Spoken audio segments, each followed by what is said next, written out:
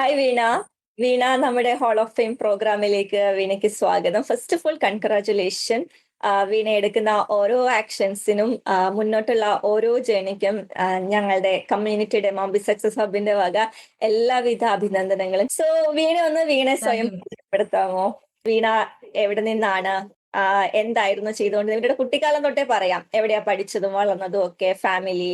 എന്നെ കുറിച്ച് പറയുകയാണെങ്കിൽ ഞാൻ ആലപ്പുഴ കുട്ടനാട് ജനിച്ചത്. ശരിക്കും പറഞ്ഞ ഒരു എന്ന് പറയുമ്പോഴേ അറിയാം, ഒട്ടും എന്റെ കുട്ടിക്കാലം എന്ന് പറഞ്ഞാൽ ഒട്ടും ഡെവലപ്പ് അല്ലാത്ത, എന്തിനും നമ്മള് വള്ളം, ബോട്ട് അങ്ങനെയൊക്കെ ആശ്രയിച്ചുകൊണ്ടിരുന്ന ഒരു കാലം. എന്ന് വെച്ചാൽ ഒരു വണ്ടികൾ പോലും നേരവന് ഇല്ലാത്ത ഒരു നാടായിരുന്നു എന്റേത്. അപ്പം അങ്ങനെ ഒരു ഗ്രാമത്തിൽ എന്ന് പറയുമ്പം ഇപ്പോഴത്തെ പുതിയ ഇൻഫർമേറ്റീവ് ആയിട്ടുള്ള ഒരു ബന്ധവും അങ്ങനെ വളരെ കുറവായിരുന്നു. ആഹ് ആ ഒരു ഇതിലൂടെയാണ് ഞാൻ കടന്നു പോയിട്ടുള്ളത്. അതുകൊണ്ട് തന്നെ സോഷ്യൽ മീഡിയ എന്നൊക്കെ പറയുമ്പോൾ ഡിഗ്രിയുടെ ടൈമിലൊക്കെ, കോളേജിലൊക്കെ ഫേസ്ബുക്ക് എന്ന് ഞാൻ BCA ആണ് പഠിച്ചത്. അപ്പൊ ആ ഒരു ഇതില് നമ്മൾ അക്കൗണ്ട് ഒക്കെ തുടങ്ങി ഇടുമെന്നല്ലാതെ അത് നേരെ കമ്മ്യൂണിക്കേഷൻ ഫ്രണ്ട്സുമായിട്ട് ചെയ്യാനോ അങ്ങനെയുള്ള ഒരു സാഹചര്യങ്ങളോ ഒന്നും എന്റെ ടൈമിൽ ഇല്ലായിരുന്നു. അതുകൊണ്ട് തന്നെ എനിക്ക് സോഷ്യൽ മീഡിയ ഒന്നും അത്ര പരിചിതമായിട്ടുള്ള ഒരു ഏരിയ അല്ലായിരുന്നു. അക്കൗണ്ട് തുടങ്ങി ഇട്ടിട്ടുണ്ട്. പഠിക്കുന്ന ആ സമയത്ത് അതിന് വേണ്ടിയിട്ട് തുടങ്ങിയിട്ടെന്നുള്ള അതുമായിട്ടൊന്നും ഒരു പിന്നെ ഡിഗ്രി കഴിഞ്ഞിട്ട് ആണ് ഞാൻ ബോംബെക്ക് വരുന്നു. ഇവിടെ അതുപോലെ തന്നെ ഒരു കമ്പനി ആയിരുന്നു. അവിടെ പിന്നെ ഒരു വെബ് ഡിസൈനർ ആയിട്ട് ജോലി കിട്ടി. അപ്പം അപ്പോഴും നമ്മള് ജോലിക്ക് പോകും, തിരിച്ച് വീട്ടിൽ വരും എന്നൊക്കെ ഉള്ളതല്ലാതെ മെയിൻ കാരണം എന്ന് പറഞ്ഞാൽ എനിക്ക് ഇവിടെ വന്നാലും ഭാഷ അത്ര പ്രോബ്ലം ആയിരുന്നു. കുറച്ച് ടൈം എടുത്ത് നമുക്ക് ആ ഭാഷയായിട്ട്, പിന്നെ ഇവിടുത്തെ നമ്മൾ അതുപോലെ ഒരു പ്രദേശത്തു നിന്ന് വന്നിട്ട് പെട്ടെന്ന് സിറ്റി ലൈഫിലോട്ട് വരുമ്പോ അതിനെ അഡ്ജസ്റ്റ് ചെയ്യാനും ഒക്കെ നല്ല ബുദ്ധിമുട്ടായിരുന്നു. ഇതിന്റെയൊക്കെ ഒരു പ്രോബ്ലം ഉണ്ടായിരുന്നു. നമ്മൾ ജോലിക്ക് പോകും, തിരിച്ചു വരിക അല്ലാതെ ഈ ഒരു ചുറ്റുപാട് ഇപ്പോഴത്തെ പിള്ളേരുടെ പോലത്തെ ആ ഒരു ആക്ടിവിറ്റീസോ ഒന്നും നമുക്കില്ല.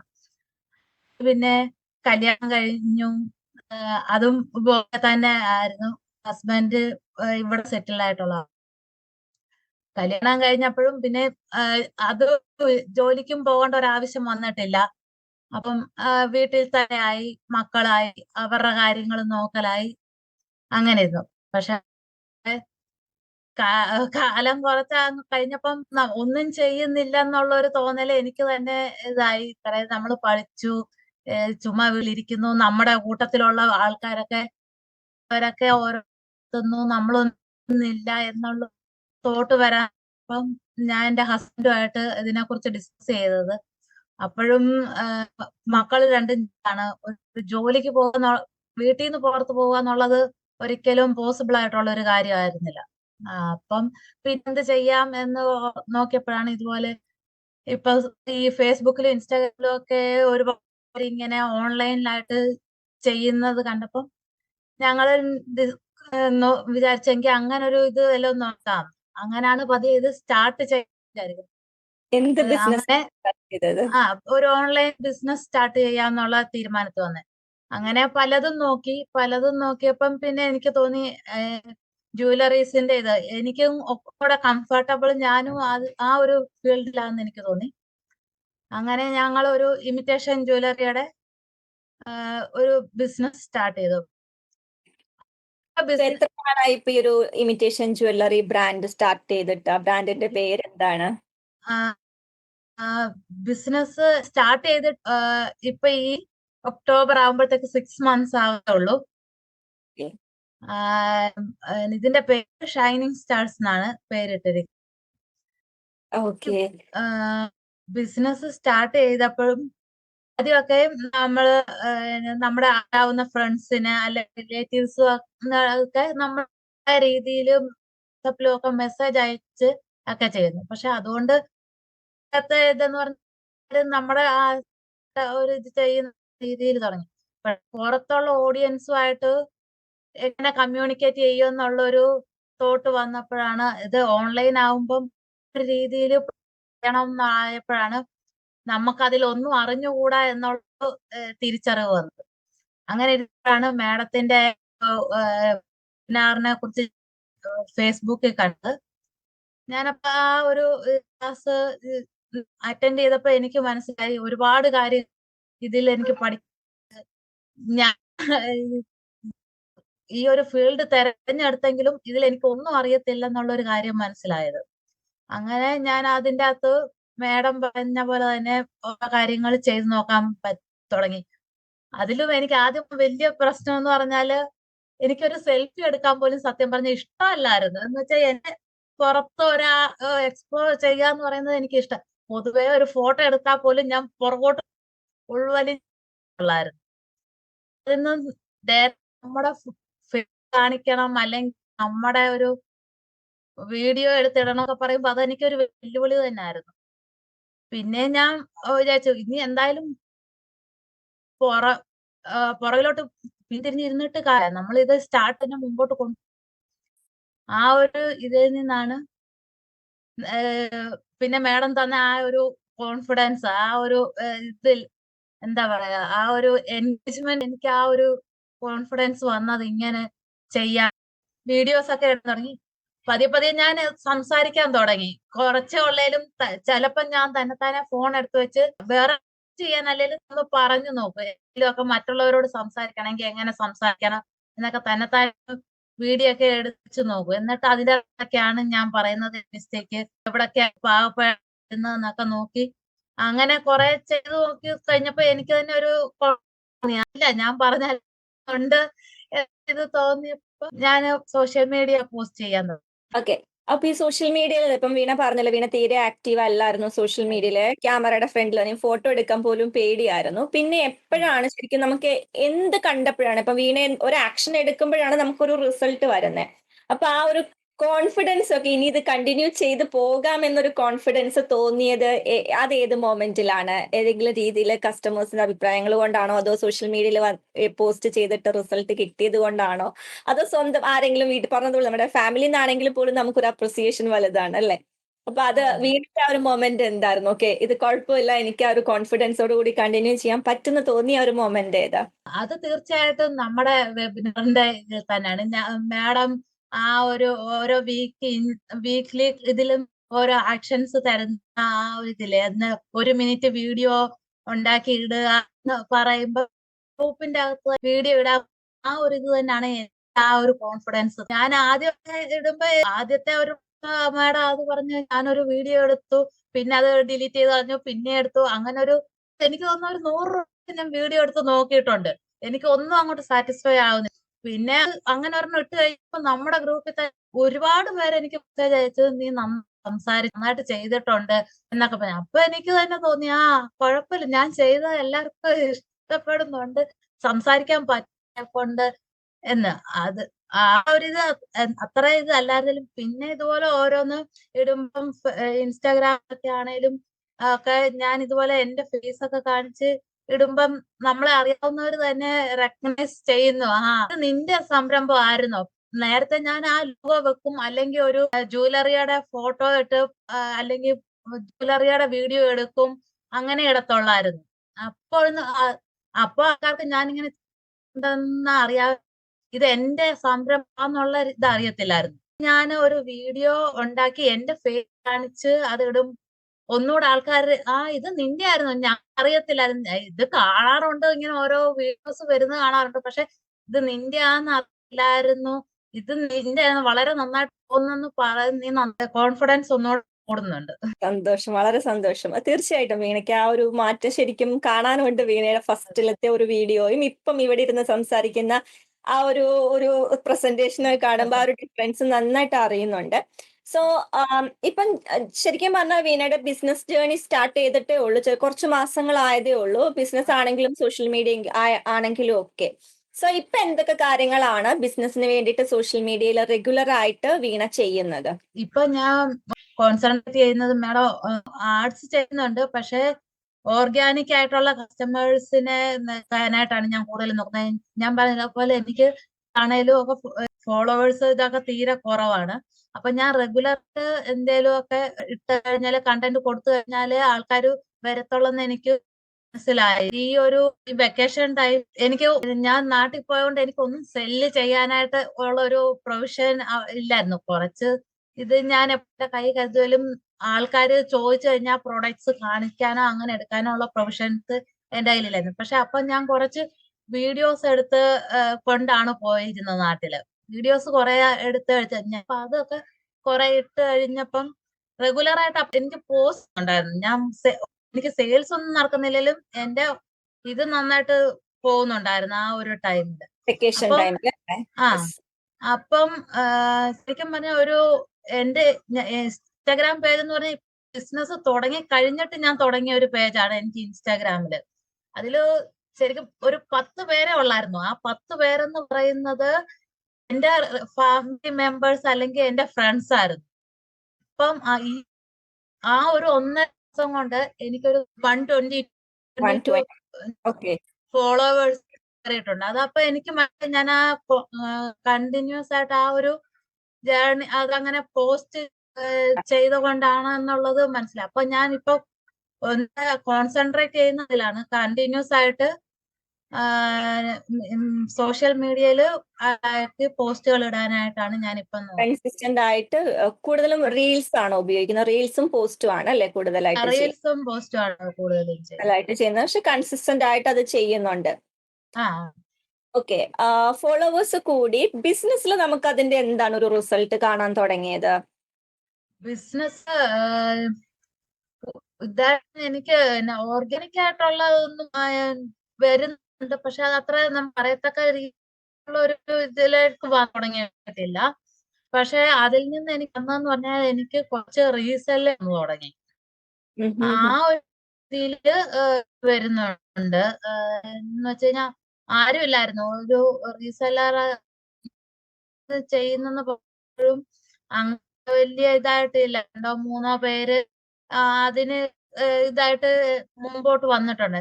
ഈ ഒരു ഞാൻ അത് റീസെല്ലിന് വേണ്ടിയിട്ടൊക്കെ ഉള്ള ഈ പോസ്റ്റ് ഒക്കെ ഇട്ട് കഴിഞ്ഞപ്പോഴത്തേക്ക് ഒരു ഒരു 8 to 10 പേരോളം എനിക്ക് റീസെല്ലേഴ്സ് ആയിട്ട് ഇപ്പൊ എനിക്ക് വന്നിട്ടുണ്ട്. അവരുടെ through Sales yes, you just start ചെയ്തതേ ഉള്ളൂ. പക്ഷെ അതെ. നല്ലൊരു പ്രോഗ്രസ് തന്നെയാണ്. So how do you feel ഇത്രയൊക്കെ ചെയ്ത് ഇങ്ങനെ എത്തിക്കഴിഞ്ഞപ്പോഴത്തേക്കും how do you feel about yourself? കാരണം അന്ന് സ്റ്റാർട്ട് ചെയ്ത് എനിക്കൊന്ന് സ്റ്റാർട്ട് ചെയ്തിട്ട് ഐ തിങ്ക് 2-3 മാസം ആയതേ ഉണ്ടാവുള്ളൂ അല്ലെ? ആ സ്റ്റാർട്ട് ചെയ്ത സമയത്തെ ആ ഒരു ബിസിനസ് സ്റ്റാർട്ട് ചെയ്ത സമയത്തെ വീണയും ഇപ്പോഴത്തെ വീണയും നോക്കുമ്പോഴത്തേക്കും വീണയ്ക്ക് എന്താ ഫീൽ ചെയ്യുന്നേ? ഒരുപാട് ഒരുപാട് മാറ്റം ഫീൽ ചെയ്യുന്നുണ്ട് മാഡം. പ്രധാന ഇങ്ങനെ ഈ ഇരുന്ന് സംസാരിക്കാൻ എനിക്ക് ആളോട് സംസാരിക്കണമെങ്കിൽ വാക്കുകൾക്കൊക്കെ ഭയങ്കര ക്ഷാമം അനുഭവപ്പെടുന്ന പൊതുവേ ഇതാണ് എനിക്ക് പക്ഷെ വീണ കണ്ടിന്യൂസ് ആയിട്ട് സംസാരിക്കുമ്പോൾ ഒരിക്കലും തോന്നിയിട്ടില്ല വീണയ്ക്ക് വാക്കുകൾക്ക് കാരണം ഇയാൾ നന്നായിട്ട് സംസാരിക്കുന്നുണ്ട്. കണ്ടിന്യൂസ് സംസാരിക്കാൻ ഭയങ്കര ബുദ്ധിമുട്ടുള്ളവരാ. പൊതുവേ അങ്ങനെയുള്ളിടത്തൊന്നും ഞാൻ കുറച്ച് മിണ്ടാതെ ഇരിക്കത്തുള്ളൂ. മറ്റുള്ളവർ പറയുന്നത് കേട്ടോണ്ടിരിക്കുക എന്നുള്ളത് നമ്മൾ അങ്ങോട്ട് കയറി എന്തെങ്കിലും ഒരു കാര്യം സംസാരിക്കുക അല്ലെങ്കിൽ നമ്മുടെ ഇങ്ങനെ ഒരു സംരംഭം നമ്മൾ തുടങ്ങിയിട്ടുണ്ട്. അതൊന്നും പൊതുവെ ആർക്കും പറഞ്ഞു കഴിഞ്ഞാൽ ഇങ്ങനെ മറ്റുള്ളവർ അറിഞ്ഞും കേട്ടും അല്ലാതെ ആരോടും ഞാൻ എനിക്ക് ഒരു സംരംഭം ഞാൻ തുടങ്ങിയിട്ടുണ്ട് കേട്ടോ എന്ന് പോലും ഉള്ള ഇതില്ല, കോൺഫിഡൻസ് ഇല്ലാത്ത ഒരാളായിരുന്നു ഞാൻ.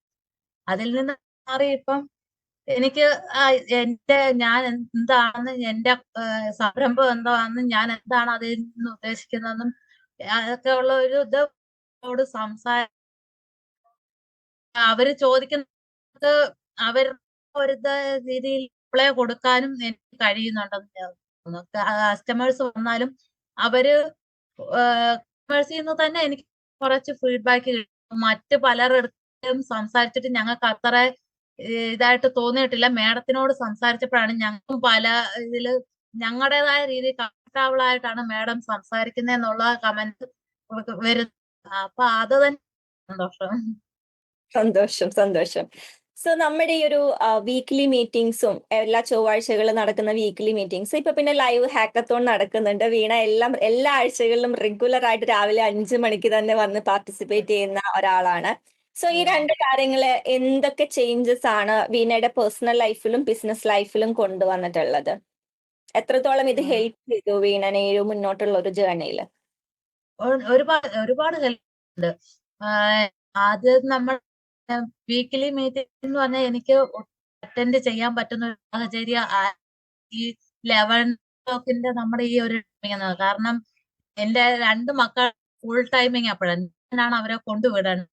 പക്ഷെ ഒരു പ്രാവശ്യം മാഡത്തിന് ക്ലാസ് മിസ് എന്ന് പറയുമ്പോ എനിക്ക് ഞാൻ എന്തോ വലിയ ലോസ് എനിക്ക് അവിടെ സംഭവിക്കാത്ത ഒരു ഫീലിംഗ് ആണ്.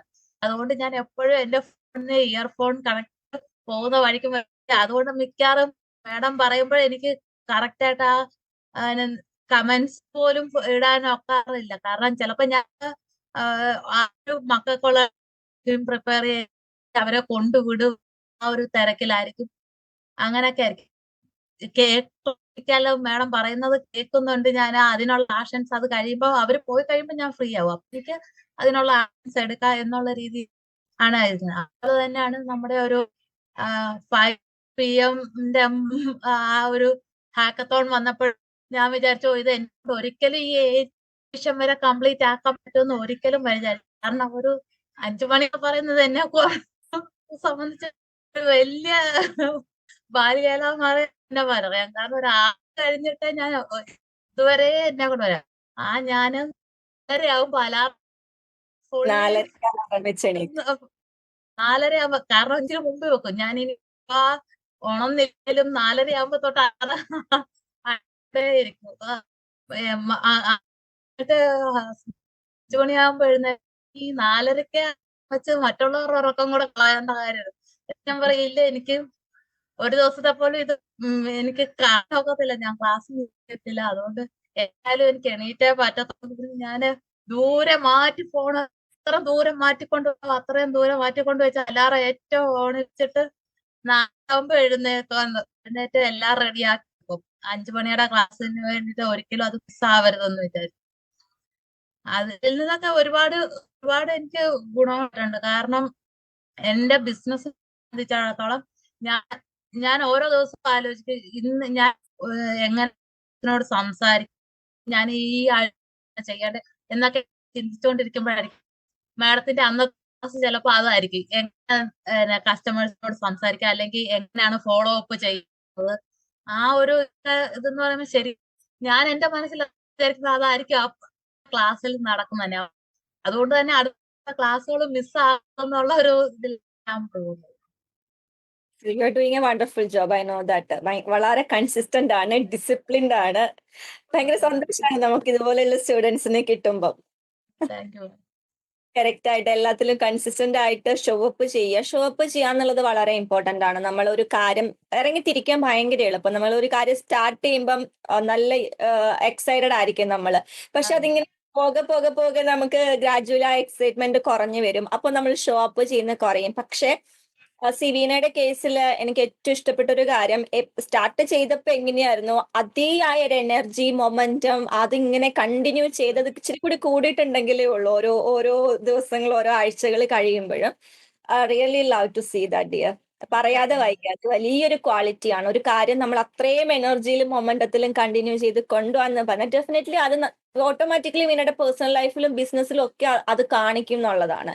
നമ്മൾ എങ്ങനെയാണോ അതായിരിക്കും നമ്മൾ ഇടപഴകുന്ന കാര്യങ്ങളിൽ സംഭവിക്കുന്നത്. റൈറ്റ്? നമ്മൾ ഓൾറെഡി പറഞ്ഞു എങ്ങനെയാണ് പേഴ്സണൽ ലൈഫിലും ബിസിനസ്സിലും ഇമ്പാക്ട് വരുന്നതെന്നുള്ളത്. സോ ഇപ്പം എങ്ങനെയാണ് ഫാമിലി? ചെറിയ കുട്ടികളാണ് വീണയ്ക്കുള്ളത് അല്ലെ? എത്ര വയസ്സുള്ള മക്കളാണ്?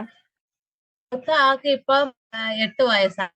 ഇളയ ആൾക്ക് 3 വയസ്സാണ്. 3 വയസ്സാണ്. So how to manage? ചോദിക്കാൻ കാരണം നമ്മുടെ കമ്മ്യൂണിറ്റി തന്നെ പലരും റെഗുലർ ആയിട്ട് ഷോ അപ്പ് ചെയ്യാത്തതിന്റെയും അവർക്ക് ആക്ഷൻസ് എടുക്കാൻ പറ്റാത്തതിന്റെയും ഒരു മെയിൻ റീസൺ പറയുന്നത് കുഞ്ഞുങ്ങളുണ്ട് എന്നുള്ളതാണ്. അതില് എനിക്ക് ഫാമിലിയെ തന്നെയാ പറയാനുള്ളത് മാഡം. ഫാമിലി നല്ലതാണ്. ഞാനിപ്പോ ബിസിനസ് എന്റെ ഹസ്ബൻഡിന്റെ എന്റെ ഇല്ലോസ് എന്റെ തന്നെ ഉള്ളത്. അപ്പൊ അവരുടെ സപ്പോർട്ട് എന്ന് പറയുന്നതും വലിയ സപ്പോർട്ടാണ്.